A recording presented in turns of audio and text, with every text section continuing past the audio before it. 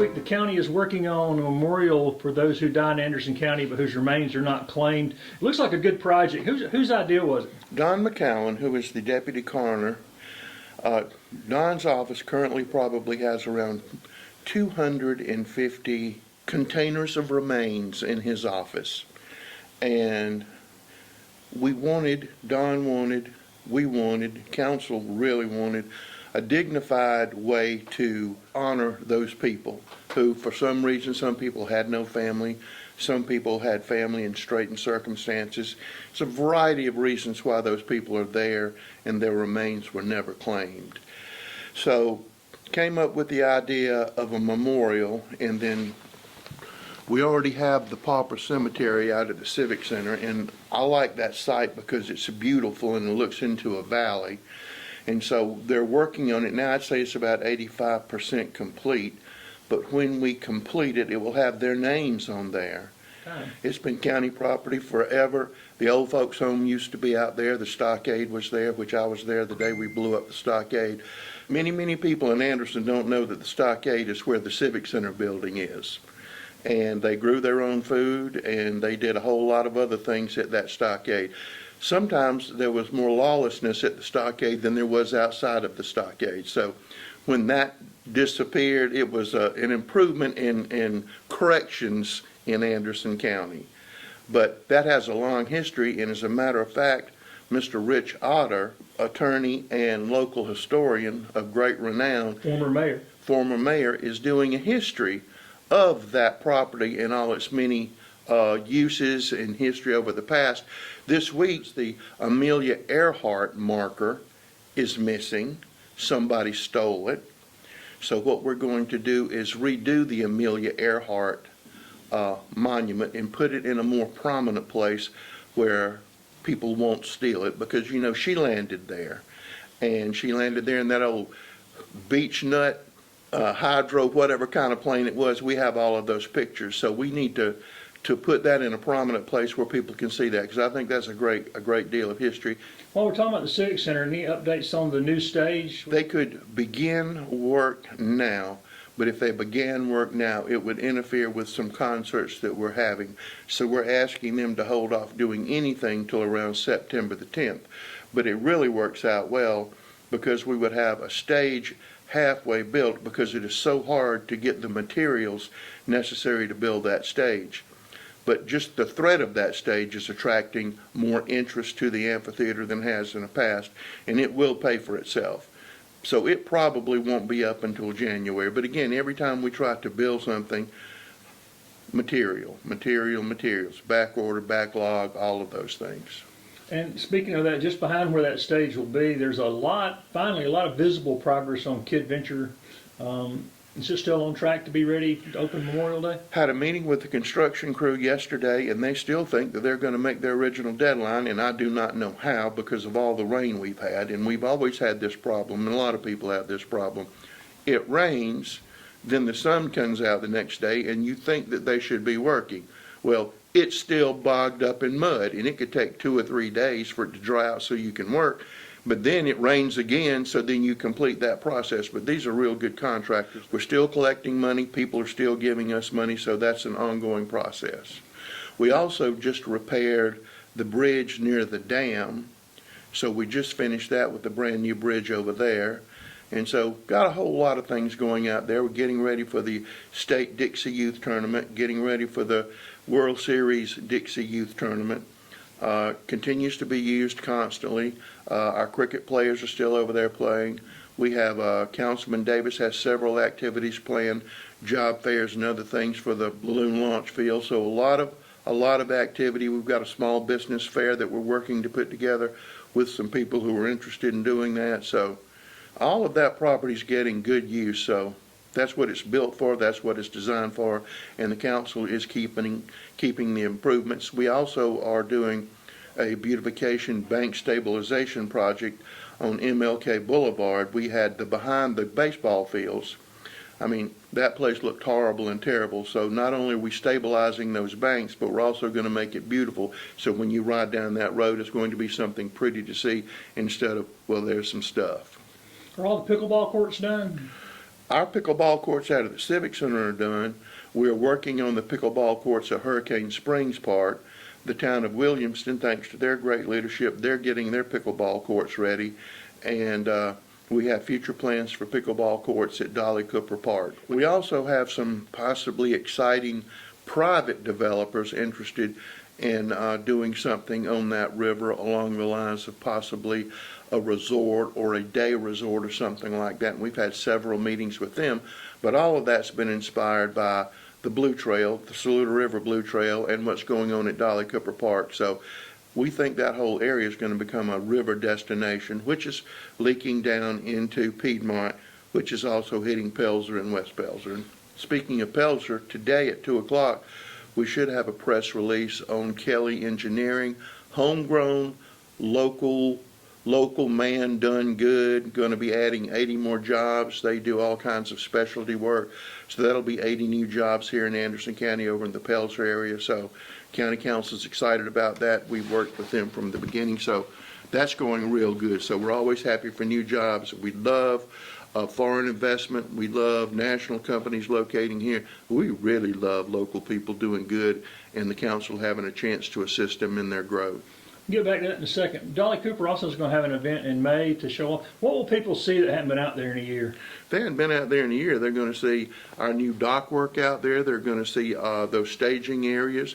If they haven't been out there in the year, they'll be seeing the baseball field. There are a lot of things they'll be seeing out there. We're also putting the sheriff's fueling station up there, which you really can't see from the park. It's up there near the convenience center.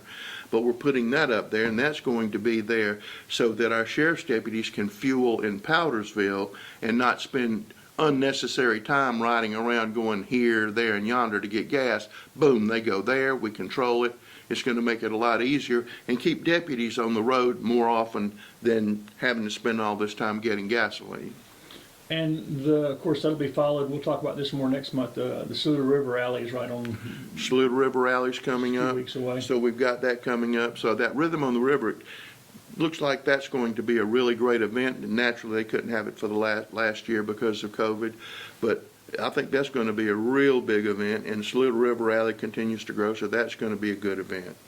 And we kind of veered off. I was going to ask you a couple more things about the Civic Center, but one of the things that is very noticeable is the progress on the walking track that will eventually connect to the East-West Parkway and all the way to Anmed on 81. Yes. Is it still on target to be done by Labor Day, maybe? Allegedly, it's going to be done by Labor Day. Again, rain, and we understand rain. You can't work in rain, but we expect that to be finished, and we also expect that to hook into a lot of other trails that are under development. And we're also looking at a variety of different trails, maybe one to Belton area on an old railroad right-of-way. So we're looking at all of those things because those things are economic development. They bring people here, and they bring people who enjoy those amenities. And if you don't have those amenities, they're going to go somewhere else. And we just they come here, and we'd also like for the people who live in Anderson County to be able to take advantage of these things. Well, I'm going to Travelers Rest to the Swamp Rabbit Trail. We'll wonder if we have the equivalent here. We got a whole lot of stuff going on around here and a lot of good stuff. So, you know, we're as good or better than anybody else. Well, and it's very visible on both ends of that trail now that you're seeing. And right in the middle of it, we just had a ceremony to dedicate a park in honor of a former council member. How did that come to fruition? Well, when we were all working on the East-West Parkway, and a whole lot of people had a whole lot to do with that, to make that a reality, and and it was opposition to it too. But Mr. Crowder was a champion of the East-West Parkway. He was also a champion of tightening all of the regulations, land use regulations around the East-West Parkway. He didn't want it to turn into a commercial center where you can't get by, you can't do anything. He wanted it to remain pretty and as pristine as possible. And then he also recognized the fact that we needed a place for people to sit down, so we put benches, and we also needed lighting, so we put solar lighting out there. And then it became obvious that we needed a park and a restroom for people to be able to stop, rest, refresh, or just come to the park and just have a picnic and look at things. So we put that together. We got funding from the county. We got a great deal of funding from Representative Brian White, he helped us with that. And you can't leave out former Councilman Craig Wooten, because he really was a champion of that too. So you had a lot of people with the same goal trying to make that a reality. And so we have some more work to do there. It's perfect as it is, but there are a few more amenities that we could put there. And council, while they were out there last Sunday at 3 o'clock for the dedication, they were pointing out things that they would like to see and things we could do to enhance it. And that parkway area, what can the county do to try to maintain its intent not to be overdeveloped? Well, council put a law in place that a majority of council cannot change. It has to be a super majority to do that. So that makes it much more difficult.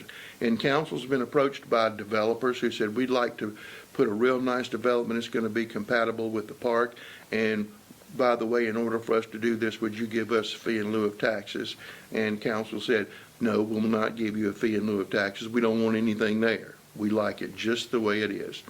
Now, we don't control every bit of it, but we certainly would like to have it remain just as much as possible the way it looks now. Another park, Wellington, was recently unveiled and had a solid crowd on hand for the opening for those new courts and fields. That area has been needing an upgrade for a while, and it's been on the county's radar for a good while too, right? Yep, we had a very nice group. Mr. Elder came in there with an idea. County council jumped all over that idea. We put county money in it. We received contributions on that. We went down there early Saturday morning to get ready for the little groundbreaking ceremony to officially open it. And I was down there pretty early, and you already had kids out playing soccer out on the baseball field, and you had kids bouncing basketballs. They were there about 8 o'clock. They were ready to go. And so we had a real nice ceremony, honored everybody. Really want to thank Restoration Church for coming out there and feeding everybody free hot dogs.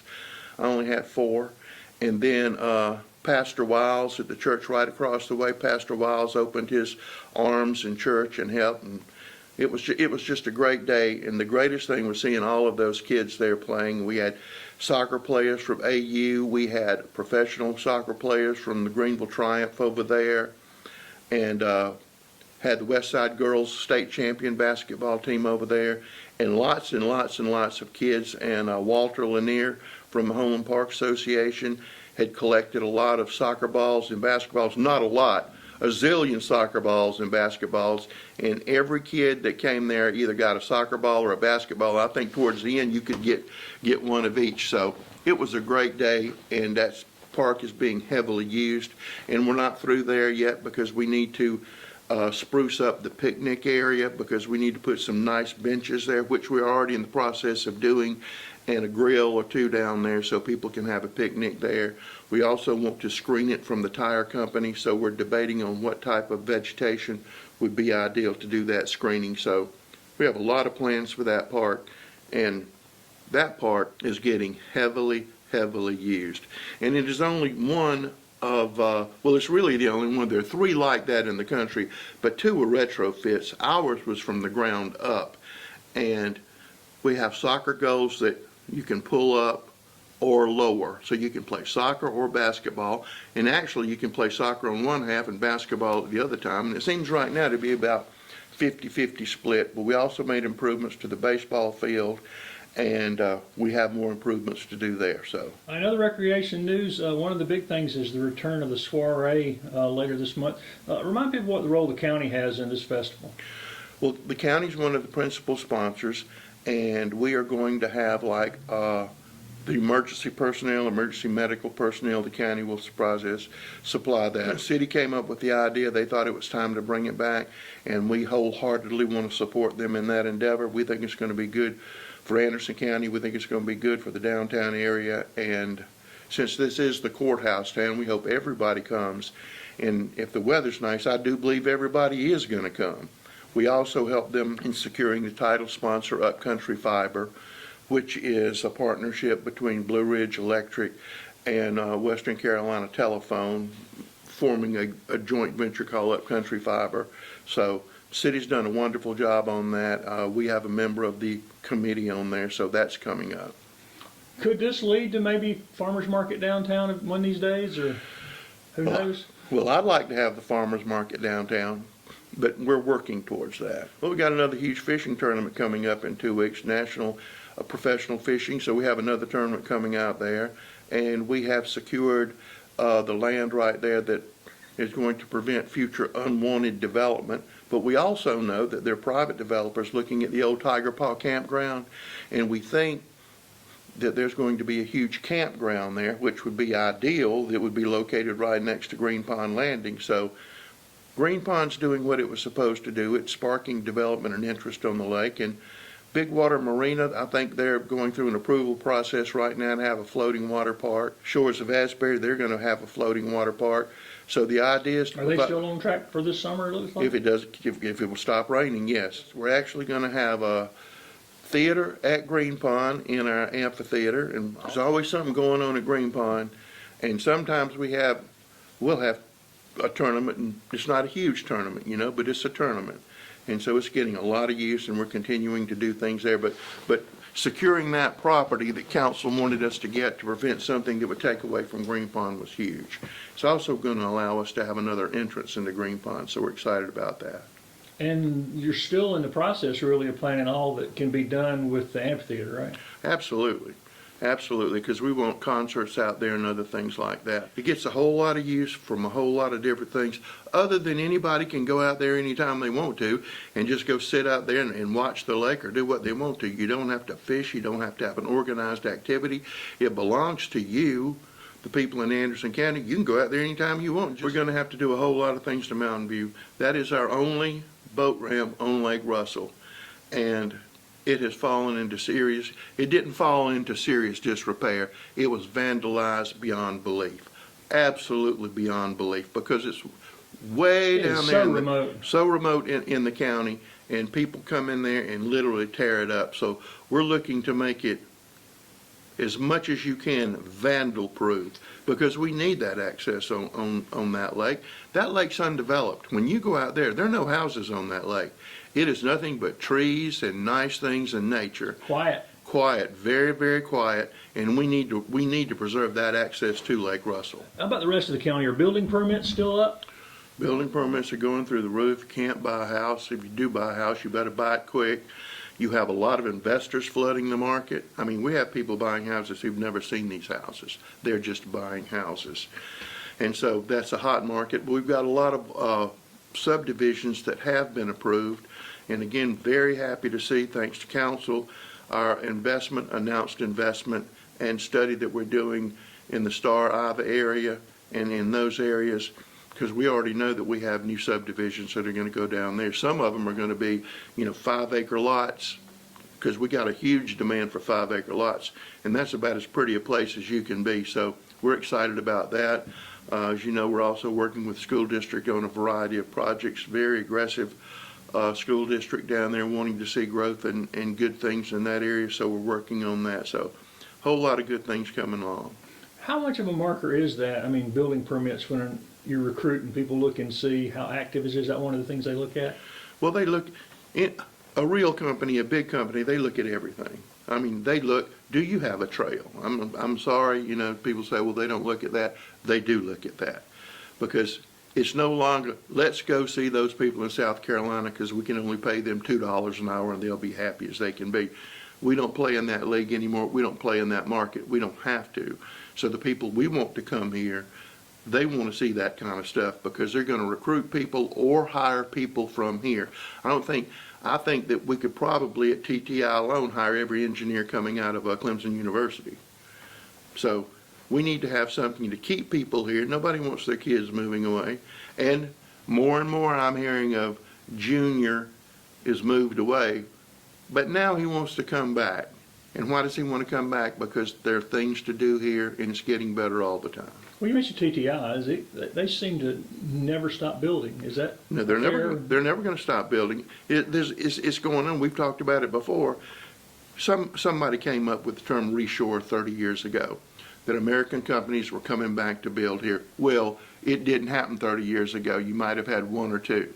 But now you're seeing a lot of that, because as economies rise throughout the world, when their middle classes are growing, and the huge cost in shipping and the problems you have with logistics, why not build it here, pay a very, very good wage? you cut down on your shipping cost, you cut down on supply problems, because you're just riding around in the United States, which is still the biggest market in the world, And you're also not facing the continual threat of import fees, which are coming.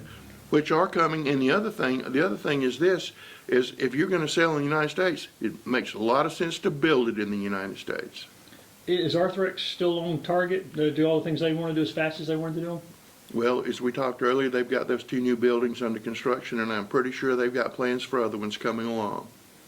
Is April generally a good month for economic recruitment, or is it just no month really makes much difference? It used to be seasonal. You could almost see the seasons of the year. Nobody was going to do anything in December, January, February, They just didn't do that. But now, like we have that announcement today at 2 o'clock with those 80 jobs, it's really all year round. December still gets a little slow. I think everything on the interstate is going to grow. I just know it is. And again, that's where we like it to grow, on the interstate, so we can still have some of our nice, beautiful land around here.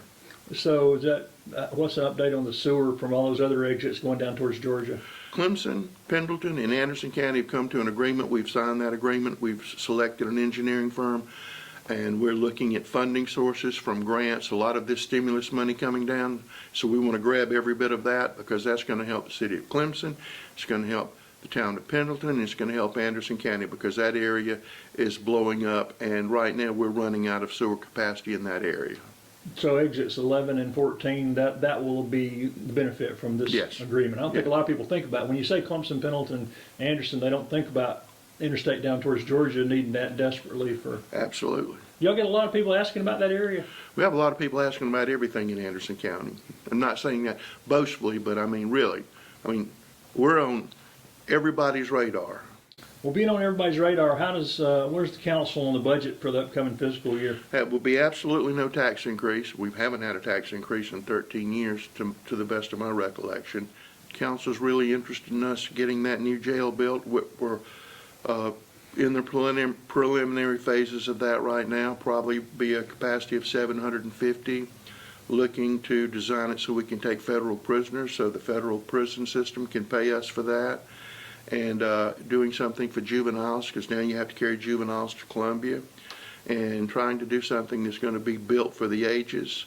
And that's going to be a long process, and it's going to be an expensive process, but it's time. And it was time 3 years ago. But Well, yeah, that's you had where a we plan are. in place when COVID hit, right? When COVID hit. And so there's a design already ready to go. Well, there's a design, but there's been so many advances in corrections construction that you have to take advantage. How you build it, in a way, determines how many detention officers you're going to have. And should you put a court system in there, psychiatric evaluation, medical, all of these things, that place needs to be one-stop shop. You need to be able to do bond hearings out there. You need to be going. So that's a revolving thing. Now, we've been meeting with lots of companies who do this, and there are a lot of good ideas out there, and we're learning from a lot of people who've made mistakes. We know one county built a new jail and hadn't bothered to find out that there was a requirement they had to go hire 20 corrections officers. That's a pretty big lick right That'll there. surprise your budget, won't it? That'll surprise it in a minute. Yesterday we had 381 guests at the Anderson County Detention Center, with our levels around 240. Yeah, it's not getting any better. And our new EMS QRV system is working remarkably well. We got the month's numbers yesterday. We're at 91% where we need to be. We still need to work on the tier 2s, which is handled by a private company, but we're working on that. Our dispatch is working very good, but there's room for improvement there, not from the people who are there, but from assistance that we can give them, and some organizational realignments that we need to do, because God bless those men and women who work out there, and they're the backbone of the whole system. That call doesn't go through. There's not an ambulance moving. There's not a QRV moving. Police aren't coming, anything like that, and those are very technical, highly stressful jobs. So if you know someone who answers the phone in the 911 center, they're heroes every day. The county's got a litter ad hoc committee laying the groundwork to find new ways to take on roadside trash problems. One of the proposals includes maybe additional litter officers. Is that on the table at all? Additional litter officers definitely on the table, and probably will become reality. Council fights that litter battle every day. And also some tweaks to some laws that we can do, because the state limits what we can do on fines. But the other thing is also probably a more extensive use of cameras, While they serve a purpose, they're not the end-all, be-all, but we think that that can be a strategic move, council does, that we can do that. And you have a very energetic ad hoc sewer committee working on that. And in the meantime, they've been scheduling cleanup days and pushing the Adopt a Spot program. Remind people the difference between the Adopt a Spot the county does and Adopt a Highway program. Well, Adopt a Spot is you can just do a little bit of an area, or you can do a whole road, but we probably have about 85 places adopted right now. Still put a sign up with the name of the people doing it? We'll put your name up there if you want to keep that area clean. So, but we do that, and again, working in schools every day on education, because education's the only thing that's going to cure it. You can't put every police officer out there to get everybody who litters. And we're also going to reach out to some commercial restaurant type organizations, because they really become litter hotspots, because people eat and then just throw it out, and a lot of different things like that. Well, from ground to the air, what's the latest at the airport? Anything new? Is Oh, the this week- playground close to being finished? Well, we're finally getting the last numbers we need on the playground. We have $150,000 that's been pledged. I think we're about to pick up another pledge, and hopefully we're going to have that in sometime before the summer ends. This week probably had one of the busiest days at the airport. Our conference room out there is now doing what we thought it would. We have people in Anderson companies in Anderson that they use our conference room, and the other people fly in and they meet in the county conference room, which is an executive type conference room. So every time somebody flies in and they buy jet fuel, we're happy, because that's what pays for that airport, jet fuel. Anything else moving out to the old Singer Ryobi TTI building? That's become a hub of activity for the county, with economic development, sheriff's training, other things. But you know, we have a 911 center, but you have to have a backup 911 center. And we're probably, thanks to Josh Hawkins, 95% complete on our backup 911 center, which is right there connected to the biggest source of power and telecommunications in the world. So we're really excited about that, because in the past we had one, wasn't like this, but Josh has done a great job getting that ready, so that's going in. We've had another company coming in there to occupy some space. They're a telecommunications consulting company, and they're in there while they look for a new facility here in the Anderson area. So it's doing everything that it was supposed to do. It's sheriff's training facility, economic development offices, public works, solid waste, and maybe one day we're going to finish our brand new county garage maintenance facility for vehicles, and so that's coming along. And what about county's Provider Ride to Work? Is that still underway? Seeing Yeah, success stories? We're from seeing it? success stories on that, and that new thing with Enterprise Rent-A-Car, where you can rent a van and be the captain of that van. You can use it for free. We're trying to roll that out, which gives you really 3 ways to go around, 4 if you think about it. Our Uber deal, the city bus service is one. The other one is with Senior Solutions that we have going on, and this other one's really a 4th one. And we talked about the Swalloway, but we've got a lot of other festivals coming up too. Got the Honeysopping coming up, and Honeypath, which is a big deal, it's almost in a way experiencing a rebirth to get back to what it used to be. You got festivals in Belton. You had a very successful Chili Cook-Off in Belton, big deal. You had a very successful Spring Jubilee, as you well know. The Rhythm on the River in Powdersville, and just every town's having something or doing something or doing something. So it's usually someplace you can go on the weekend and not leave Anderson County.